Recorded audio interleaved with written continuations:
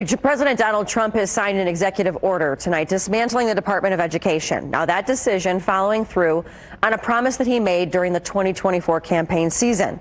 Well, tonight, News 8's Danielle Zukoski shows us how Indiana's Attorney General Todd Rokita, he's doubling down on Trump's decision. Attorney General Todd Rokita is applauding President Donald Trump's decision to start dismantling the United States Department of Education. It was a step in the right direction. Rokita wants the federal government out of education. This is a state's issue. This is a parent's issue. This is a local government issue. He says parents will not miss the Department of Education.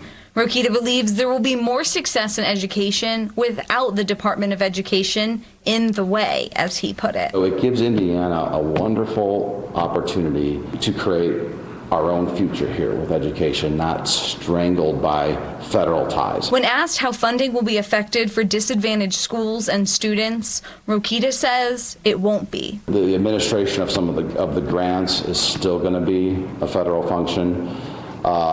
The support for disadvantaged areas is still going to be a federal function. My understanding is that's going to move to a different agency. Rokita was also pressed on the Indiana state property tax bill. He says it's about priorities. I do think they have enough resources to do their job. You just have to go to a Friday night football game to see that. If the Friday night football game and the Taj Mahals they play in is what gets rewarded, football's going to get done.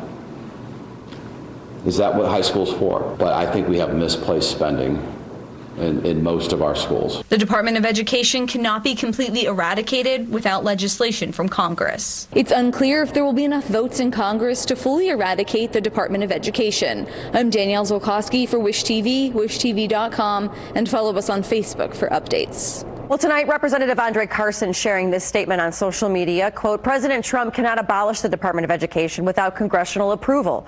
I will vote no on this cruel attempt to defund our teachers, our children, and our communities. He goes on, the Department of Education helps every student in every school.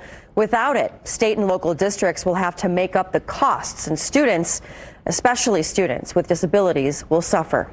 Instead of the Department of Education, President Donald Trump says student loans will be handled by the Small Business Administration.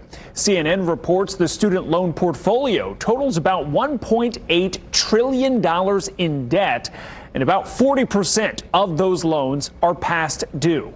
The president's announcement comes as the Small Business Administration plans to cut about 2,700 positions.